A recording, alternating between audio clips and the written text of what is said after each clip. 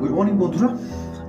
31শে ডিসেম্বরের ঠিক প্রাকলগ্নে সবারই সারা বছরের হিসেব নিকেশ, পাওয়া না পাওয়া, খুশি কান্না সব কিছু নিয়ে এক মিশ্রণও থাকে 31শে ডিসেম্বর।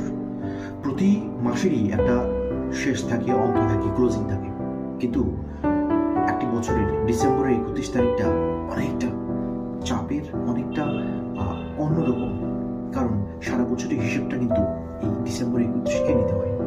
তার পাশাপাশি আরেকটি ভালো দিক হলো পরের দিন 1 জানুয়ারি, নতুন একটি বছর, নতুন একটি কামনা, যা পাইনি, যা পেছনে ফেলে এসেছি সেগুলিকে ভুলে নতুন কিছু আর্নিংস করার এক উদ্যম ইচ্ছে আমাদের হয় এই জানুয়ারির 1 তারিখে।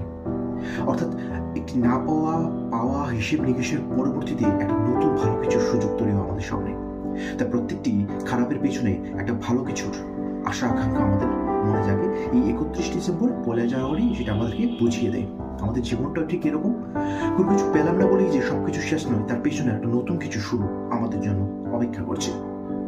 তো এই কমেন্টের মাধ্যমে আপনারা জানাবেন যে এই বছরের 31শে ডিসেম্বরের কি কাহিনী রয়েছে আপনাদের জীবনে, এবং আগামী 1 জানুয়ারিকে কেন্দ্র করে কি কি প্ল্যান প্রোগ্রাম রয়েছে। পিকনিক তো বটেই, সবারই থাকে, তাও আপনি কি কামনা নিয়ে, মনস্কামনা নিয়ে বা কি প্ল্যান নিয়ে 2026 সালের এগুচ্ছেন, কি পরিকল্পনা রয়েছে, কি চাহিদা আকাঙ্ক্ষা রয়েছে আপনার মনে, আমাদের সঙ্গে শেয়ার করতে কিন্তু ভুলবেন না আমাদের এই ভিডিওর কমেন্টসে।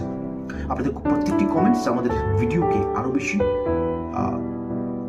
শক্তিশালী করবে, আরো বেশি অনুপ্রাণিত করবে আপনাদের মাঝে তুলে ধরার জন্য। ভালো থাকবেন, সুস্থ থাকবেন এবং নিউ ইয়ার খুব ভালোভাবে কাটাবেন। Wish you a very very prosperous happy new year 2026।